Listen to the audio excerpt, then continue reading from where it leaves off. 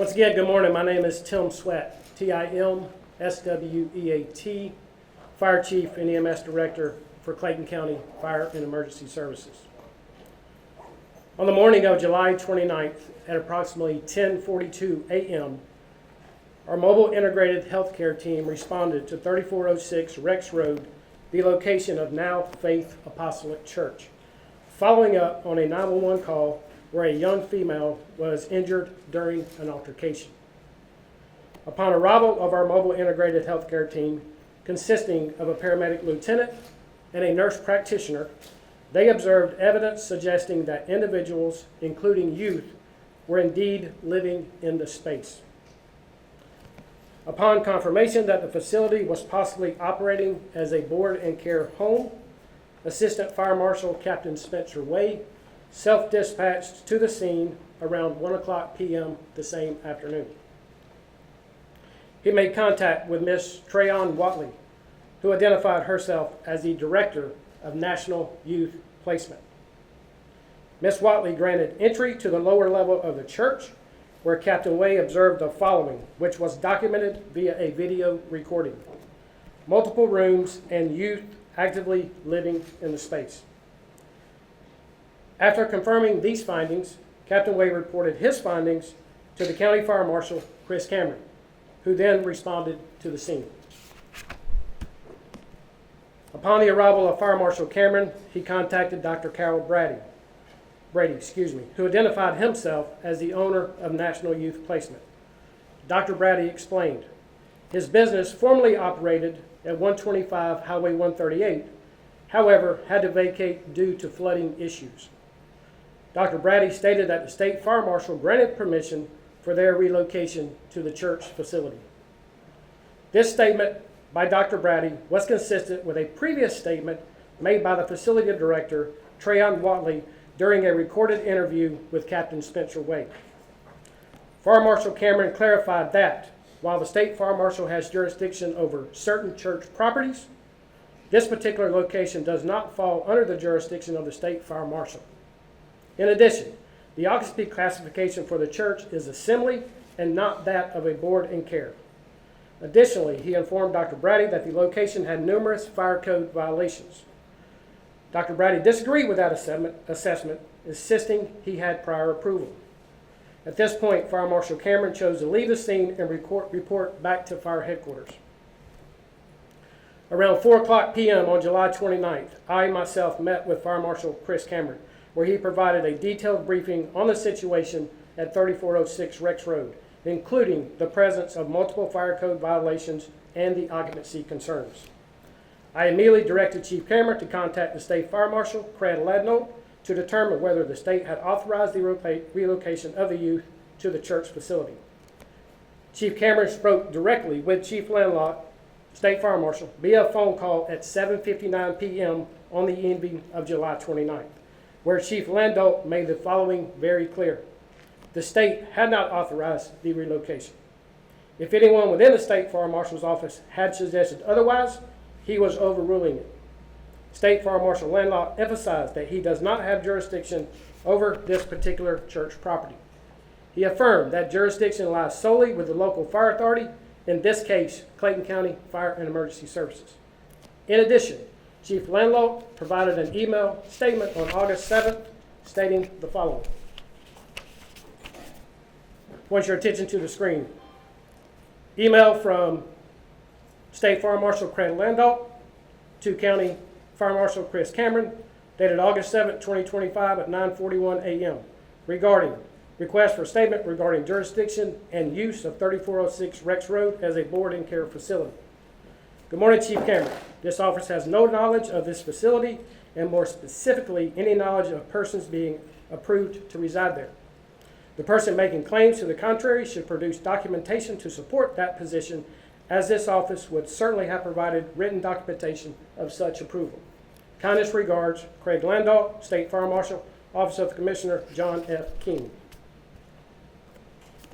Once we had confirmation that the state did not authorize the relocation, we began developing a safety plan to remove the children from the church in a calm and secure manner. At approximately 9:13 p.m., On July 29th, I arrived on scene at 3406 Rex Road, now Faith Apostolic Church, alongside Fire Marshal Cameron and Assistant Fire Marshal Captain Spencer Way. We were met by Ms. Trayon Watley, who had previously identified herself as the Director of National Youth Placement. We informed her that due to fire code violations and occupancy issues, the children simply could not remain at this location. We asked her whether National Youth Placement had the means to relocate the youth. Ms. Watley advised that they did not have the resources or a secondary location. The church was serving as their emergency backup, and they had nowhere else to move the children. Given the urgency and lack of an alternative location, we informed Ms. Watley that we would contact the Georgia Department of Family and Children's Services for assistance. This action was taken to ensure, 1, the immediate safety and well-being of the children. 2, to ensure that proper housing and support services could be arranged by the appropriate state agencies. Once contact was made with Georgia DFACS, efforts were coordinated to safely relocate all minors from the church facility. Because the children were under the jurisdiction of multiple DFACS offices, the relocation process extended into the early morning hours. The final child was safely relocated at approximately 5:30 a.m. on July 30th, 2025. Throughout the night, Clayton County Fire and Emergency Services personnel remained on site alongside local law enforcement to ensure the safety and well-being of every child and adult involved, in addition to provide stability and oversight during the transition. Recently, questions have arisen as to who authorized the fire chief to remove these children. Title 25 of the state of Georgia gives me that authority. Specifically, Section 25-2-12, State Fire Safety Standards, Enforcement, Investigation, and Variances. Number 1, the county governing authority in any county having a population of 100,000 or more, and the municipal government authority in any municipality having a population of 45,000 or more, each as determined by the most recent decennial census published by the United States Bureau of the Census, and those municipalities pursuant to subsection B of this code section shall adopt the state minimum fire safety standards adopted in the rules and regulations propagated pursuant to this chapter, including all subsequent revisions thereof. Number 2, with respect to those buildings and structures listed in code section 25-2-13, except for hospitals, nursing homes, jails, ambulatory health care centers, and penal institutions, and except for buildings and structures which are owned and operated or occupied by the state, every such local governing authority shall be responsible for enforcing such fire safety standards within its jurisdiction. Number 2, Clayton County Code of Ordinance, Chapter 42, Article 1, Section 42-3, Establishment and Duties of the Bureau of Fire Prevention. The state minimum fire safety standards adopted in this article shall be enforced by the Bureau of Fire Prevention of the Fire Department or the county, which is hereby established and which shall be operated under the supervision of the Chief of that county Fire and Emergency Services Department. Number 3, International Fire Code 2018 with Georgia amendments adopted by Clayton County in accordance with Clayton County Code of Ordinance, Chapter 42, Article 2, Fire Prevention Code, Section 42.31.1, Subsection A. IFC, International Fire Code 2018, Section 111.2, entitled Evacuation. The fire code official of the fire department, official in charge of an incident, shall be authorized to order the immediate evacuation of any occupied structure deemed unsafe where such structure has hazardous conditions that pose an immediate danger to structure occupants. Persons so notified shall immediately leave the structure or premises and shall not enter or re-enter until authorized to do so by the fire code official or the fire department official in charge of that incident. Once the kids were in the process of being safely located, the fire marshal's office issued the following citations. Citation number 11-587, absence of an automatic sprinkler system, which is a requirement. Citation number 11-588, fire alarm system as required. Citation number 11-589, fire extinguishers as required.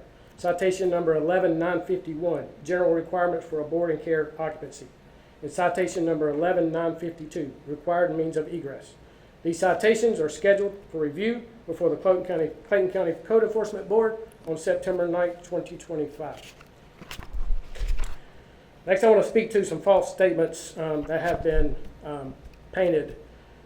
So National Youth Placement has publicly claimed that on the evening of the 29th, upon our arrival at 12:30 a.m., youth were abruptly awakened by police and fire code officials using flashlights and were told they had to leave immediately. Let me be clear, this statement is simply false. CCPD event report shows CCPD arrived on a trouble unknown call at that same location at 8:58 p.m. with a request to hold all traffic on their radio channels. Before my arrival at 9:13 p.m., I was advised to stage due to an active incident currently being worked by the Clayton County Police Department, once again at the same location. On my arrival at 9:13 p.m., I observed the facility fully lit and youth actively moving in and about the facility. Point your attention to the document on the screen behind me. This is a CAD report of the incident where Clayton County Police Department, was dispatched to a totally unrelated incident, the same location at 8:44 in the evening. Center of the document shows radio traffic during their incident. The highlighted portion, which is at the bottom of the screen, reads as follows. Per FS, FS stands for Fireside. Per Fireside Car 1 is myself, that is my radio number. Have PD 59, which is meet with me, 59 with him at the back of the building. That is timestamp July 29, 2025, 21:13 or 9:13 p.m., clearly denoting the time in which myself, Fire Marshal Chris Cameron, and Assistant Fire Marshal Spencer Way arrived on that scene, not 12:30 a.m. While Clayton County Police Department personnel did accompany us to the scene, they were there strictly to maintain a safe and peaceful environment and assist in ensuring the safety of all involved. In reality, Ms. Watley and members of her staff were the ones who informed the children of the situation. Other National Youth Placement employees began assisting the youth with packing their belongings. Several youth were already awake, actively entering and exiting the building and moving about inside the church when we arrived. Next, National Youth Placement has claimed that Clayton County Fire and Emergency Services reported that the youth were living in deplorable conditions. Once again, this is simply not true as well. In fact, we have stated that the youth were not living in deplorable conditions.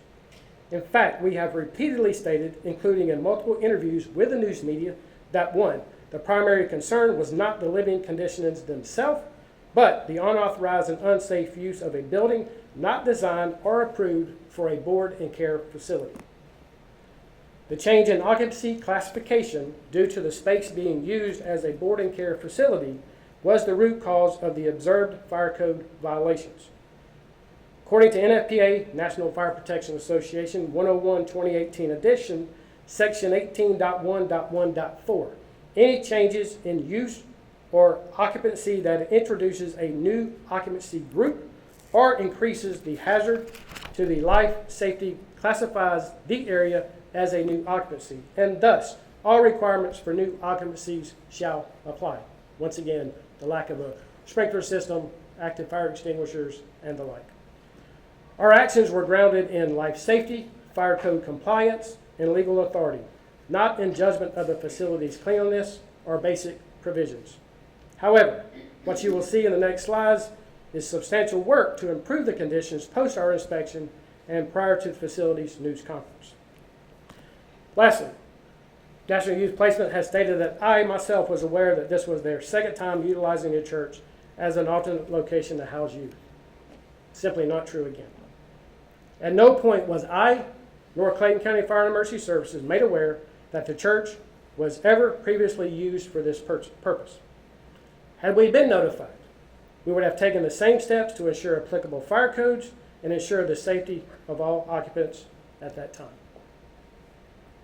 This time I'm going to bring to the podium Fire Marshal Chris Cameron, who will provide you with some documented photos taken on the evening of July 29, 2025 in relation to the fire code violations. Good afternoon. I am Chris Cameron, Fire Marshal for Clayton County Fire and Emergency Services. I want to take a moment to provide clear understanding of fire code non-compliance at the National Youth Placement Facility. The Fire Marshal's Office has this structure and use classified in accordance with NFPA 101 as an assembly occupancy. The NFPA classification is important because each occupancy classification holds specific fire protection requirements. As reported, the basement level of this facility was being used as a boarding care occupancy as defined by NFPA 101. For clarity, when I refer to the basement level of the structure, I am not describing the living conditions of the occupants, but rather using the terms as defined by NFPA 101. The Fire Marshal's Office uses code-specific language during all reviews, inspections, and investigations.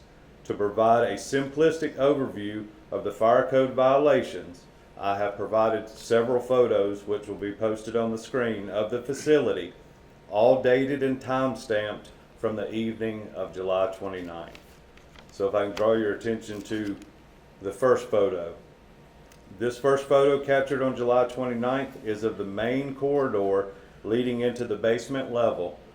As shown, this area presented with no fire alarm devices on the walls or devices such as strobe lights, pull stations, or audible horns. Additionally, the ceiling is not outfitted with a sprinkler system or proper coverage of a suppression system. All fire code requirements are essential, but notification, suppression, and egress are fundamental to the occupant's fire protection. Photo 2. This photo was taken on July 29th, references the bedroom's secondary means of escape, a window. You can see it kind of toward the back, which was boarded over and secured with screws, permanently removing it as an egress or a rescue opening. NFPA 101 permits a window as a secondary means of escape only if it meets certain criteria, all of which were negated here by the obstruction of the board. The photo on the right was taken by the media and broadcasted on August 1st. This shows the same room with the board removed, replaced with a window covering, and other cosmetic changes. The only item that remains unchanged between our photo on the left and the media broadcast photo on the right is the TV wall mount bracket. Next photo. This photo was captured again on July 29th, references the corridor or hallway obstructions. NFPA 101 requires that means of egress remain reliable and unobstructed in any manner. In this photo, you can see couches line the corridor or hallway, hindering both evacuation and firefighter access under emergency conditions. This photo captured on July 29th, NFPA 101 prohibits locking of any doors in a means of escape while a building is being occupied.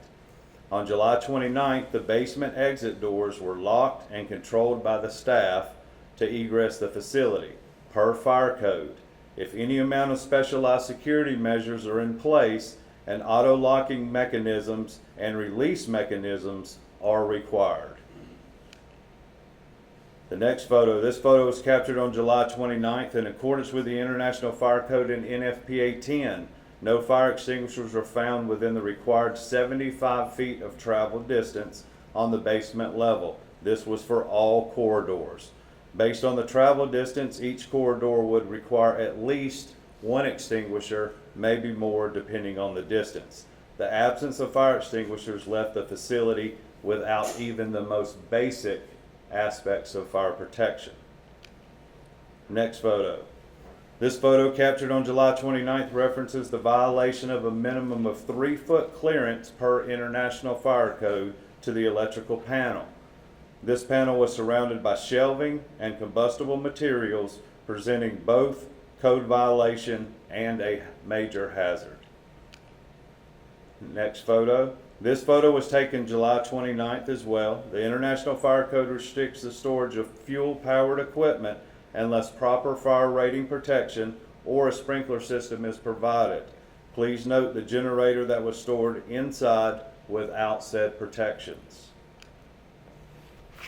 The next photo, again, captured on July 29th. Excuse me, let me go back one. July 29th, the facility director stated to me personally that all meals were cooked on site daily. In accordance with NFPA 96 and the International Fire Code, a Type 1 hood system and automatic fire suppression system per NFPA 17 is required, along with a K-class extinguisher within 30 foot of the cooking appliance, as required by NFPA 10. None of these were present. The hood provided, as you can see in the photo, is a standard household vent system without suppression system. Next photo, captured on July 29th, shows a large fire load of combustible material near the kitchen. Per NFPA and International Fire Code, such storage requires a fire-rated area or protection by a sprinkler system. A fire load of this size, which you can see in the picture, can increase heat release rates, accelerate flame spread, produce more smoke and toxic gases, and even overwhelm a fire protection system if one had been in place due to the amount of combustible material that was being stored in this room. Next photo. This photo, again captured on July 29th, shows the bathroom window boarded over in the same manner as the first photo that I showed you that was boarded in the bedroom, blocking both egress and rescue capability. Windows coverings for privacy is much different than a boarded window that can help you escape. Next photo, the left and middle photos were captured on July 29th during our findings, and the right photo was taken from the media broadcast on August 1st. These photos reference the room's lack of sprinkler system, fire alarm devices, smoke detection, and emergency lighting. The media photo on the right shows additional combustible furnishings such as a couch, wall tables that were not present during our findings on July 29th. Thus, further increases the fire load without ever addressing the lack of any fire protection. Next photo. The photo on the left, the photo on the left captured July 29th. The photo on the right is from the media broadcast on August 1st. As the prior photo, the room contained no fire protection. By August 1st, as you can see, more combustible furnishings were added, again without any protective system. The blue load-bearing pole is our identifying mark that this in fact is the same room that has been modified with additional combustible materials such as bedding. Next photo.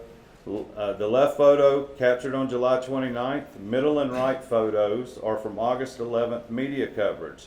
To cross-reference the photos, please take note of the rear door, which it has two locking devices and a door located directly to the right. Media photo shows additional wall covering, such as photos, paintings, and combustible bedroom furniture added after our inspection, without any of the additional required fire protection. As Chief Sweat has stated, legal citations were issued on the evening of July 29th. However, our inspection revealed numerous additional violations beyond those initial citations. Not one single required fire code provision for a board and care home facility was met. The facility had no working fire alarm, no sprinkler system, no smoke detection devices, no emergency lighting, locked and obstructed exits, blocked rescue windows, no fire extinguishers, and a significant amount of stored combustible material. Every safeguard that protects life in a fire, detection, notification, suppression, and safe egress was absent. Faced with the facility housing minors under these conditions, survival in a fire would have been unlikely. As the Fire Marshal's Office, our duty is to act before lives are lost, not after. That's why on July 29th, we made the responsible decision to remove these children from immediate danger. I will now turn the podium over to Clayton County Police Chief Kevin Roberts.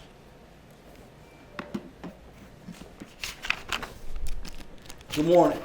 I'd like to take a moment to speak to the police response on July 29th.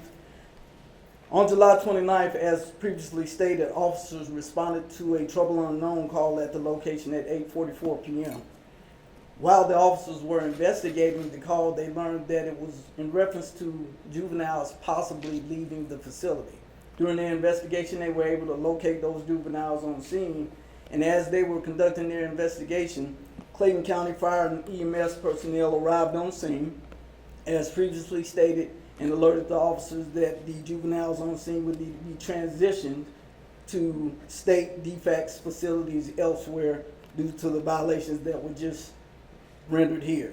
Officers remained on scene until the last child was transferred at 5:30 a.m. on July 30th. And our department is very familiar with this location, as we responded to this location 202 calls since October of 2024. The officers on scene were conducting an investigation. They did so, and we supported our public safety partners with safely transitioning these children to the appropriate facility. Next, you will hear from the Director of Community Development, Director Patrick Ajike. Good morning. The property in question does not have a business license and does not have the zoning requirements to have conducted such board and care facility. You mind saying your name and spelling it for us? My name is Patrick Ejike, first name Patrick, Patrick, last name Ejike. What do you do, sir? I'm the Director for Community Development Department. We are responsible for business license and building permitting.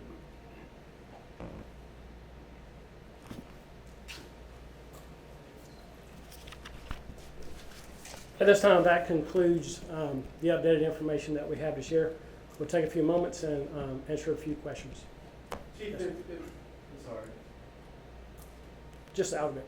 Ma'am.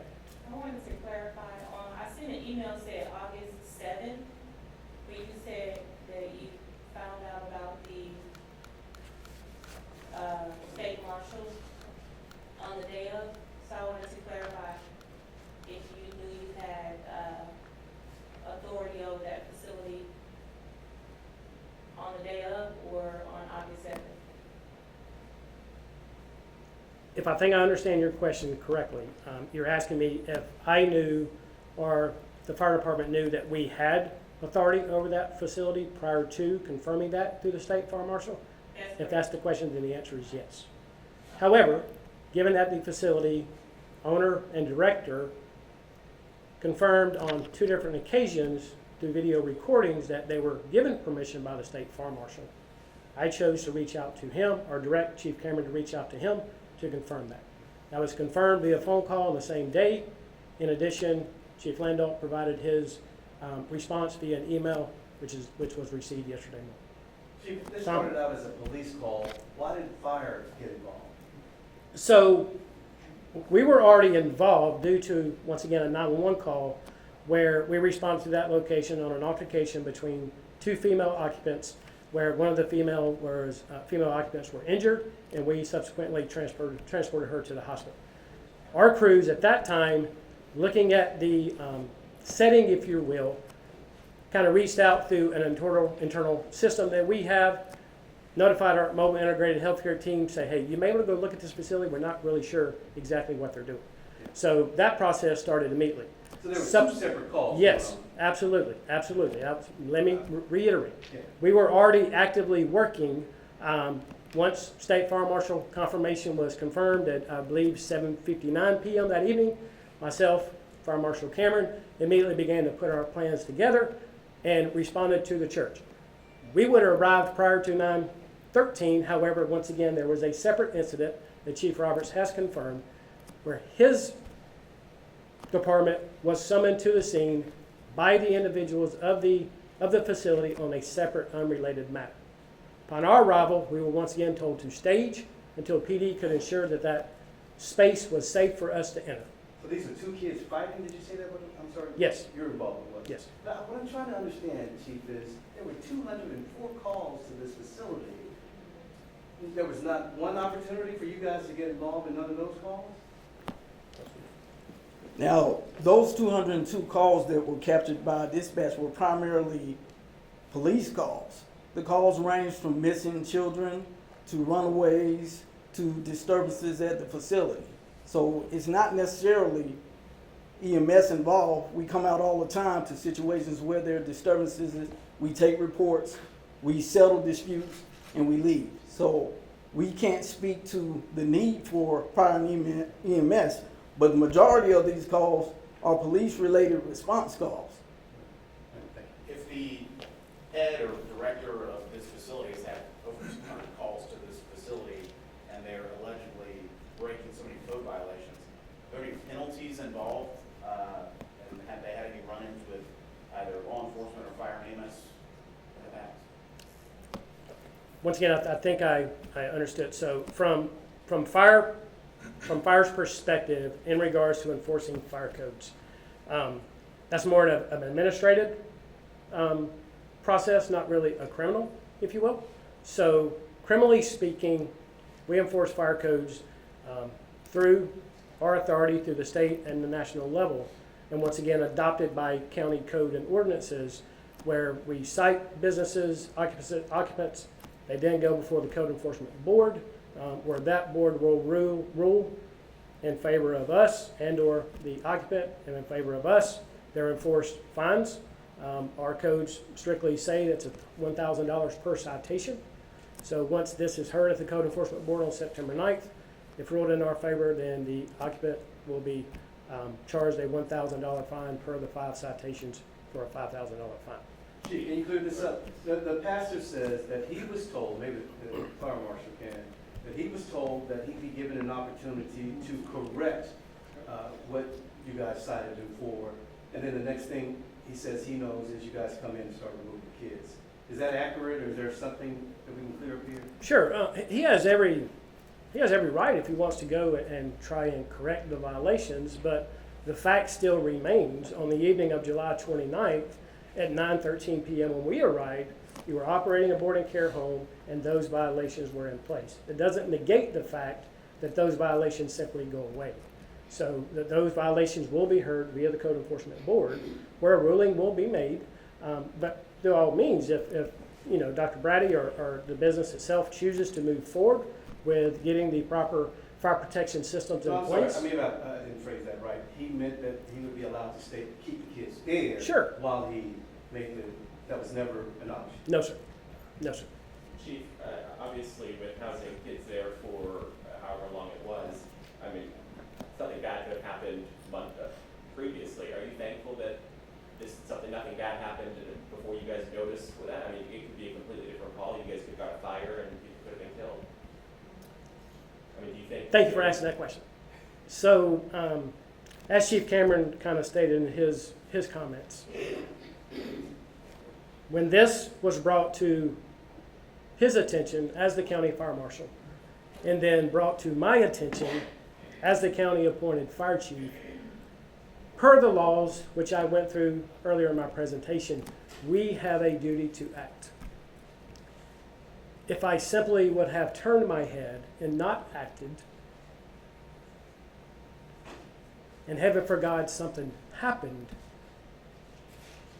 this conversation will be totally different. So once again, we acted strictly on the presence of fire code, in which we are authorized and from a legal standpoint expected to do to ensure the safety of these 12 young men and women. Chief, have you gotten any information that DFAX was aware that these kids were there? The pastor makes that claim. As of now, I have not. I will state that when we began the process of making contacts with state DFAX, I was calling some numbers, Chief Cameron was calling numbers, an officer on the scene from Clayton County PD were calling their numbers. I did have a conversation with an individual. I cannot recall her name, but one thing I was trying to do was determine the 12 youth that were in front of us. is this all of them? When I made a contact with a young lady through Georgia DFACS, once again, I can't recall the name or her name, I gave her the facility location of 125 Highway 138, because once again, that is where this occupancy was originally functioning out of. She pulled up that address. She says, I show 15 kids listed at that facility. So, okay, I'm in the presence of 12, however, we're at a different location. That phone call, that individual confirmed that she showed those kids, the 15, at a location on Highway 125, Highway 138 in River. I've tried numerous times since the evening of the 29th to try to confirm through state and or local DFACS, and I've yet to be given a direct answer or response. To what question? To whether or not the state DFACS and or any local DFACS knew that those children were currently being housed at the 3406 residence. Are you all aware of the status of the 12 youth now? Where they are, what their condition is? Unfortunately not. Once again, our process was to relocate those individuals at the direction and the guidance of state and local DFACS offices. Once again, we stayed there throughout the night. The last youth was placed the next morning at 5:30. As far as where they are today, I have no idea. No, what about the other three? Still, well, let me go back. So once again, after the 15, the 12, we did verify, our National Youth Placement verified that 3 of the 15 had aged out of the program. So, but we did confirm the remaining 12. That was on the state DFACS side, showing as placed were the 12 youths that we were interacting with and subsequently relocated to a safer facility with the assistance of state DFACS. What's your message to organizations or people who do want to be that support for people with no option, kids with no option? Sure. And unfortunately run into scenarios like this? Clayton County, we have probably over 100 group and care homes in our community that we as a fire department and Chief Cameron as a fire marshal interact with and partner with them, and they have the appropriate things in place to run their facility. My ask is simply, if you're coming to Clayton to start such a business, that just follow the code, follow the process, and that process will include interaction with our organization from a fire code perspective. And Chief, just to be clear, this had nothing to do with policy. No, sir. I will reiterate that, and with that would be the last question. I acted simply on my authority as the fire chief of this county. You saw the codes, I've cited those, and once again, I have a duty to act. This was brought to my attention on the afternoon of July 29th. We developed a plan, and we relocated those youths that evening. So thank everybody. I appreciate your time. Be safe and enjoy your weekend. Thank you.